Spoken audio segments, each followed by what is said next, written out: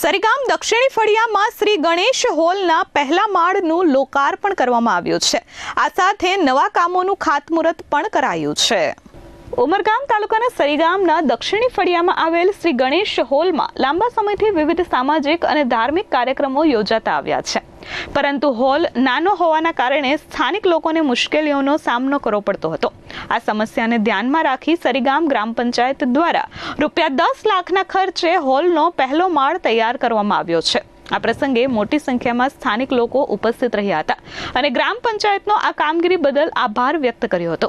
આ સાથે વિકાસને આગળ વધારતા ₹5 લાખના ખર્ચે ગટર લાઇન માટે ખાતમુહૂર્ત પણ કરવામાં આવ્યું હતું।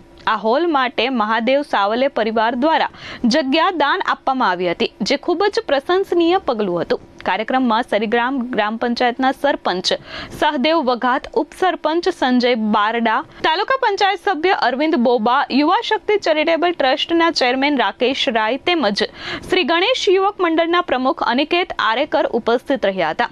આ અવસરે સુનીલાબેન આરેકરના હસ્તે શ્રી ગણેશ હોલનો પ્રારંભ કરાયો હતો। સ્થાનિક લોકોમાં ખુશીની લાગણી જોવા મળી હતી। અનિકેત વિક્રાંત આરેકર, શ્રી ગણેશ યોગ મંડળનો અધ્યક્ષ, આજે અમારા ગણેશ હોલનું સમારંભ પહેલા મજલાનું આયોજિત કરવામાં આવેલું હતું। એ પ્રસંગમાં સરીગામ ગ્રામ પંચાયતના સરપંચ શ્રી સહદેવભાઈ વઘાત, યુવા ચેરિટેબલ ટ્રસ્ટના અધ્યક્ષ શ્રી રાકેશભાઈ, સરપંચ ડેપ્યુટી સરપંચ સંજયભાઈ અને તાલુકા પંચાયત સભ્ય અરવિંદભાઈ અને તમામ સભ્યો, મંજુબેનથી તમામ સભ્યો આજે ઉપસ્થિત રહ્યા હતા એ કાર્યક્રમમાં। આ ગણેશ હોલનું નવીનીકરણ માટે સરીગામ ગ્રામ પંચાયતે ₹10 લાખની મદદ શ્રી ગણેશ યોગ મંડળને અને અમારા સમાજ માટે આપી છે, જેનાથી આ કામ પૂર્ણ થયેલ છે। એના માટે હું સરીગામ ગ્રામ પંચાયત અને તમામ સભ્યોનો હું ખૂબ ખૂબ આભાર માનું છું।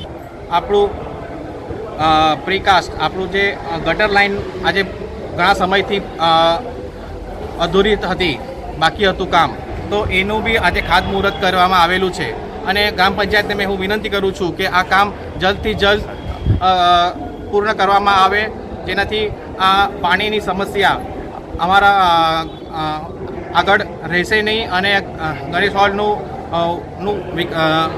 આયોજન, વરસાદનું પાણી આવવાથી અમે હોલ વપરાઈ શકશું। અમિત સિંહ રાજપૂત સાથે પ્રશાંત પંચાલ, S24 ન્યૂઝ, સરીગામ।